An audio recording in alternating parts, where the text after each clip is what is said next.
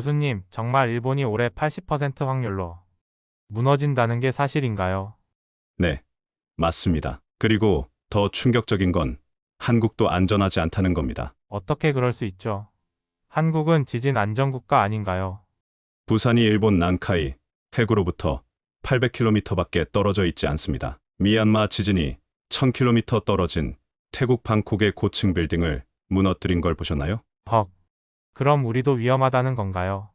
이 영상을 끝까지 보시면 여러분의 생명을 구할 수 있는 정확한 정보를 얻게 됩니다. 언제 어디서 대피해야 하는지, 어떤 준비를 해야 하는지 모든 걸 알려드리겠습니다. 구독과 좋아요 눌러주시고 시작하겠습니다. 일본 80% 확률로 무너진다. 나는 서울대학교 지구시스템과학과에서 근무하고 있는 김광우 교수입니다. 지진을 연구하고 있고 지진파로 관측되는 다양한 현상에 대해 여러 가지로 연구를 하고 있다. 올해나 빠른 시기 내에 최대 규모 9.0에 이르는 초대형 지진이 발생할 수 있다는 우려가 이어지고 있다. 일본 대지진을 넘어서는 큰 피해를 겪을 것이라고 생각되며 2025년 7월에 난카이 해구 지역에서 거대 지진 해일이 발생할 수 있다는 예언까지 제기되고 있는 형편이다. 난카이 해구, 일본 열도를 위협하는 지진의 진원지. 난카이 해구라고 하는 곳은 북쪽으로는 도쿄부터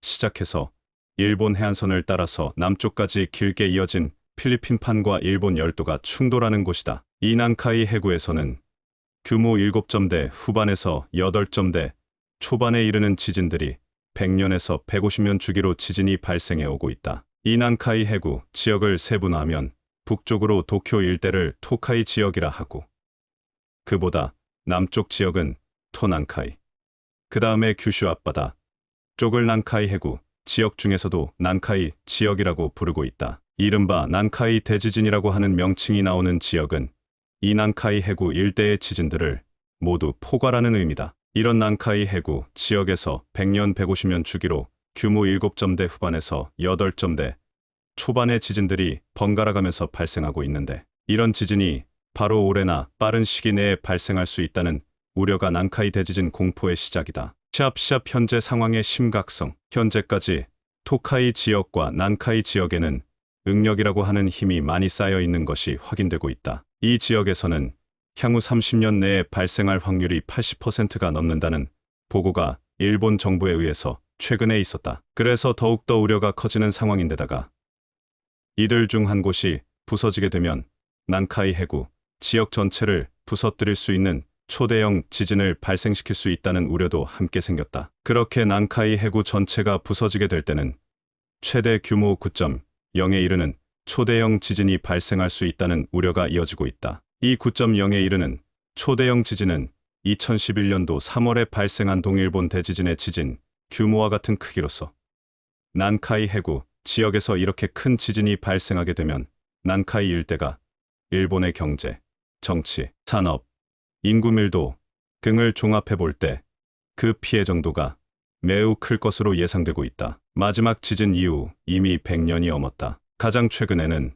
1944년과 1946년도에 토카이 지역이라고 부르는 지역 남단과 토난카이 지역이라고 하는 지역의 전체 지역을 아우르는 지역에서 규모 7점대 후반 지진들이 연속적으로 발생한 적이 있다. 그 지진을 마지막으로 토카이 지역과 난카이 지역에서는 지진이 발생해 오지 않고 있다. 마지막으로 지진이 발생한 지가 이미 100년이 훨씬 넘어선 상황이고 언제 지진이 발생해도 이상하지 않는 상황이다. 특히 도쿄 앞바다라고 지목되는 토카이 지역 같은 경우에는 굉장히 많은 응력이 쌓여있는 현상들이 다양하게 관측되고 있기 때문에 이곳에서 언제 지진이 발생해도 이상하지 않다고 생각하고 있다. 이 지역은 산업시설이 밀집해 있는 곳이기도 하고 인구 밀도가 매우 높은 지역에 해당된다. 따라서 이 지역에 초대형 지진이라고 하는 혹은 대형 지진이라고 하는 지진이 발생하게 된다면 산업적으로는 매우 큰 피해를 보게 될 뿐만 아니라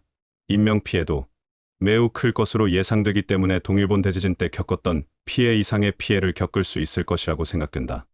동일본 대지진과의 비교. 동일본 대지진의 경우 지진 해일로 대부분의 사람들이 사망했는데 당시 사망자 수가 약 2만 명에 이르고 있다. 물론 규모 9.0이라는 초대형 지진임을 생각해보면 2만 명이 어쩌면은 작은 숫자다. 왜냐하면 2004년 12월 26일 날 수마트라, 인도네시아 서쪽에서 발생한 수마트라 대지진 당시에는 당시 지진 규모는 9.1이어서 동일본 대지진과 매우 비슷했는데 당시에는 한 30만 명에 이르는 사람들이 사망했거든. 그걸 생각해보면 동일본 대지진 당시의 인명피해는 다른 지진에 비해서는 큰 편은 아니다. 그것은 일본 정부가 지진에 대해서 매우 준비가 잘 돼 있기 때문이거든. 하지만 이번에 난카이 해구의 동일본 대지진과 유사한 크기의 지진이 발생하게 된다면 동일본 대지진을 넘어서는 큰 피해를 겪을 것이라고 생각되고 정치, 경제, 사회, 문화적으로 그 피해는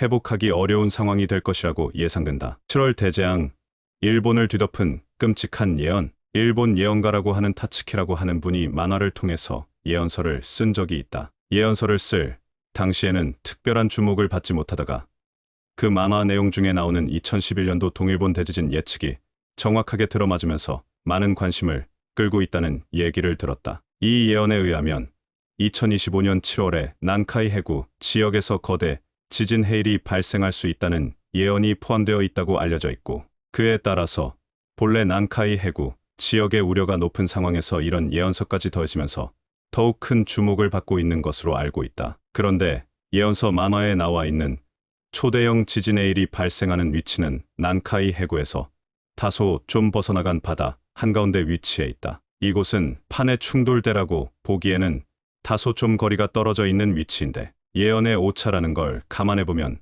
난카이 해구 일대라고도 생각할 수 있기 때문에 난카이 해구 일대에서 초대형 지진이 발생하면서 지진 해일이 동반될 수 있다는 점이 한 가지 지적되기도 하고 또 다른 분들은 지진 해일을 크게 일으키는 것은 지진뿐 아니라 다양한 현상으로도 가능하다고 본다. 예를 들어서 해저에서 화산이 폭발하거나 운석이 바다에 충돌하게 될 때도 큰 해일이 일어나기도 하거든. 그런 방식에 의해서 해일이 발생할 수도 있기 때문에 꼭 지진뿐 아니라 다른 위험에 의해서 발생할지도 모른다는 생각도 같이 제기되고 있는 형편이다. 작은 지진이 잦을수록 더 위험한 이유. 지진을 일으키는 기본 동력은 응력이다. 응력은 더 쉽게 풀이하자면 힘인데 힘이 쌓여 있다고 할 수 있다. 이 힘을 일으키는 근본 원인은 판의 이동에 의해서 만들어지는 힘인데 지구 내부는 굉장히 뜨거운 열을 가지고 있고 이 뜨거운 열은 지구 내부 멘틀에 큰 순환 운동을 만들어낸다. 이것을 멘틀 대류라고 하는데 이 멘틀 대류에 의해서 멘틀 위에 놓여 있는 암석권 혹은 우리가 지각판이라고 하는 판이 이동을 하게 된다. 지각판이 서로 다른 방향으로 움직이면서 서로 부딪히거나 서로 열리거나 하는 일들을 만들어 내게 된다. 일본 열도 동쪽 앞바다에는 도쿄를 기준으로 해서 북쪽 지역에는 태평양판이 일본 열도와 충돌하고 있고 도쿄부터 해서 남쪽 지역은 필리핀판이 일본 열도와 충돌하고 있다. 난카이 해구라고 하는 바로 이곳은 이 필리핀 판이 일본 열도와 충돌하면서 만들어진 곳인데 이곳에 많은 힘이 쌓이고 있으면서 지진이 발생하기도 하는 것이다. 작은 지진이 많이 발생해서 축적되어 있는 응력을 배출해내는 방식이 있을 수 있다. 하지만 지진은 지진 규모 한 단계가 지나갈 때마다 에너지가 32배씩 차이가 난다. 예를 들어서 규모 4와 규모 5는 규모가 1 차이가 나는데 에너지는 32배 차이가 난다. 따라서 규모 5 하나는 규모 4가 32개가 동시에 발생한 효과와 같다. 그러면 규모 6은 규모 5와 또 하나의 규모 차가 나기 때문에 규모 6은 규모 4로 환산하게 되면 규모 4가 32해서 약 1000개가 동시에 발생해야지만 규모 6 하나를 만들어낸다. 그래서 어느 지역에 규모 7을 만들어낼 수 있는 지진이 발생할 수 있는 응력이 쌓여 있다면 규모 7에 일으킬 수 있는 응력이 해소되기 위해서는 규모 4로 해소를 하려면 규모 단위가 세 단위가 차이가 나니까 32에서 약 32,000개의 규모 4가 발생해야지만 규모 7을 발생시킬 수 있는 응력을 해소할 수 있는 거다. 따라서 규모 4가 32,000개가 발생하기라는 것은 현실적으로 어렵기 때문에 작은 지진으로 큰 지진을 발생시킬 수 있는 에너지를 충분히 해소하기 어렵다. 오히려 작은 지진들이 많이 발생하게 되면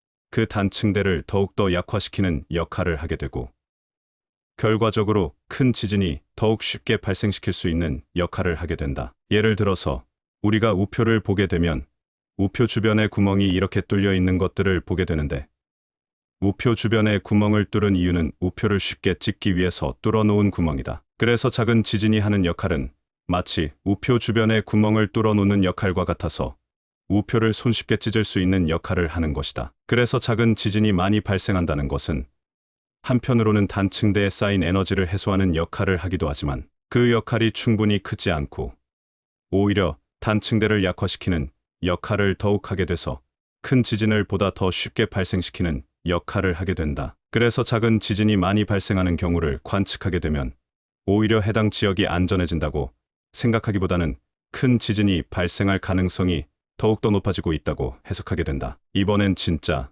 일본 정부도 불안에 떨고 있다. 일본 전문가들과 일본 정부가 꾸준히 난카이 해구 지역에서 큰 지진이 발생할 것이라는 경고를 해오고 있는 상황이다. 동일본 대지진이 발생하기 이전에도 난카이 해구에서 지진이 발생할 확률이 높다는 얘기가 꾸준히 제기됐었고, 일본의 지진이 발생하고 피해를 보게 된다면 바로 난카이 해구 지진일 거다라는 생각을 해오고 있던 차였다. 그런데 난카이 해구에서는 오히려 지진이 나지 않고 동일본 대지진이 나면서 피해를 보게 됐는데, 난카이 해구 지진이 발생하지 않는 것은 이 지역에서 지진이 발생하지 않을 거라는 생각을 하게 되는 게 아니라 오히려 이곳에 힘이 더 쌓여가고 있다는 얘기가 되기 때문에 이곳에서 지진이 발생하게 되면 보다 더 큰 지진이 발생할 확률이 높다는 얘기가 되는 것이다. 그래서 발생할 시기가 점점 늦어질수록 그 걱정과 우려는 더 커져가는 상황이라고 할 수 있다. 일본 정부가 작년 7월에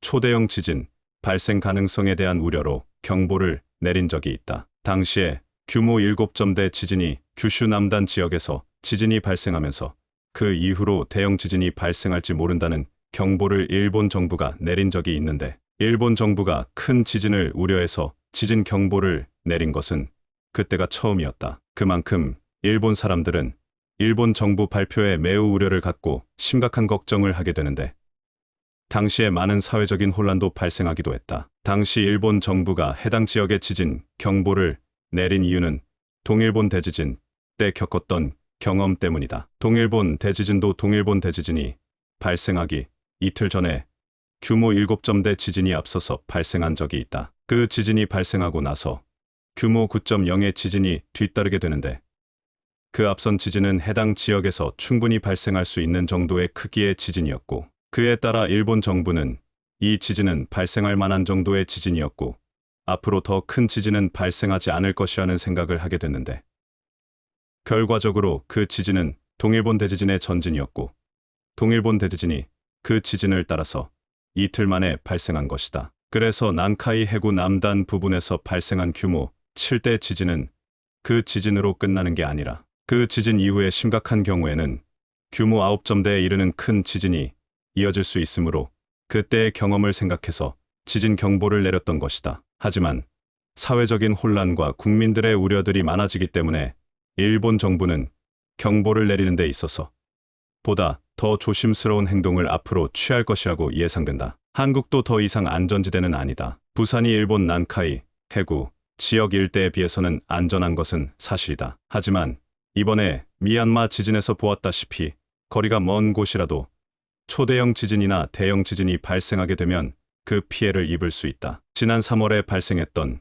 미얀마 지진은 규모 7점대에 이르는 큰 지진이었는데 1000km 떨어진 태국 방콕 시내에 큰 지진동을 일으켰다. 지진파가 0.01 정도 되는 주파수 대역에서 강력하게 발생하게 되고 해당 에너지가 1000km 떨어져서 전달되었음에도 불구하고 에너지가 많이 줄지 않은 상태에서 태국 방콕에 도착하게 되면서 방콕 시내에 있는 큰 대형 건물들을 흔들게 되고 대형 건물을 잇고 있는 다리 같은 것들이 부서지거나 무너지는 일들이 관측됐었거든. 이번에 부산 같은 경우도 마찬가지로 난카이 해구로부터 약 800여 금 정도 떨어져 있는 상황이기 때문에 난카이 해구에서 만약 큰 지진이 발생하게 된다면 두산 역시 일정 부분 피해가 예상할 수 있는 상황이기도 하다. 난카이 해구에서 큰 지진이 발생하게 되면 일본 전역에서 피해가 예상된다. 실제 동일본 대지진이 발생했을 때 동일본 대지진 효과로 가장 가까운 해안선이 있는 센다이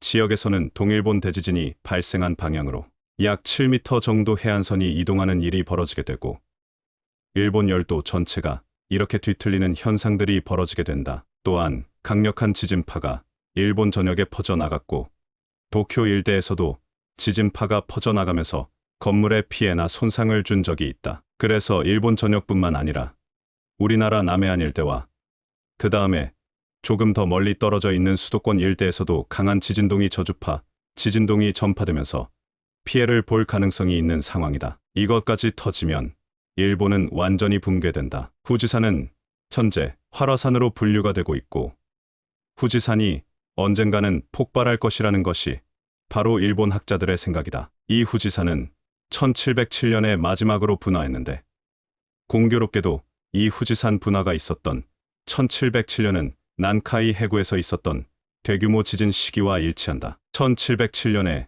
호에이 대지진이라고 하는 것이 약 규모 8대에 이르는 큰 지진이었는데 바로 이 토난카이 지역에서 호에이 지진이 발생한 적이 있다. 당시 이 강력한 지진이 인접해 있는 후지산을 크게 자극하게 되고 후지산 폭발을 가속화시킨 것이라고 판단되고 있다. 그래서 인접한 지역에 큰 지진이 발생하게 되면 이 강한 지진파가 화산 아래에 있는 마그마 방을 자극하고 화산 분화를 촉발할 수 있기 때문에 우려가 커지는데 그에 따라 이 난카이 해구에서 앞으로 발생할 큰 지진 때에 후지산 분화를 난카이 지진이 유발할 수 있기 때문에 더욱더 우려가 커지는 것이다. 지진과 달리 화산은 굉장히 다각적인 피해를 주게 된다. 화산이 폭발하게 되면 화산 폭발에 따라 화산 쇠설물과 화산재라고 하는 것들이 다량 분출되게 되는데 그 양이 화산 분출 규모에 따라 다양하게 나오게 된다. 우리나라 백두산 같은 경우에는 1000년 전에 있었던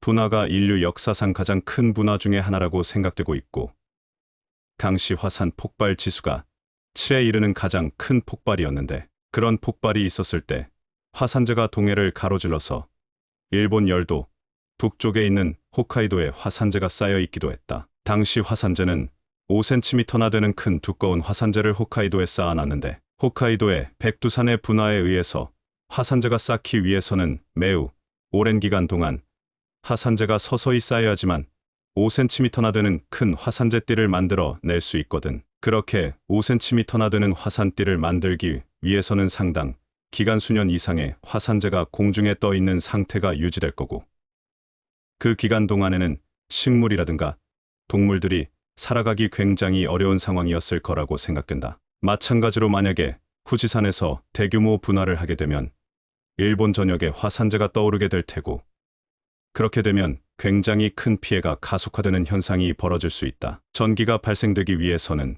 전기를 발생시키는 다양한 에너지, 원이 가동을 멈춰야 되는 상황이 되는 거다. 수력, 원자력이라든가 석탄 발전 등이 멈춰야 되는 상황인 거지. 예를 들어서 친환경 연료라고 하는 태양열 발전 같은 경우는 당연히 중단된다. 태양열 발전 같은 경우에는 태양열을 화산재가 가리게 되면서 태양열을 지별할 수 없게 되고 전기 생산이 어렵게 된다. 그리고 깨끗한 공기가 필요한 시설물 같은 경우는 당연히 그 공기를 활용하는데 정화를 해서 써야 되기 때문에 어려움을 겪게 될 거고 하지만 원자력 발전 같은 경우에는 깨끗한 취수만 가능하다고 하면 전기 공급이 가능하기 때문에 다양한 원료를 활용한다면 전기 공급은 여전히 가능한 상황이라고 생각된다. 화산 폭발이 크게 되면 성층권까지 화산재가 이르게 된다. 이런 성층권까지 큰 규모의 화산 폭발이 이르게 되면 편서풍 영향대에 이르게 되고 편서풍은 서쪽에서 동쪽으로 바람을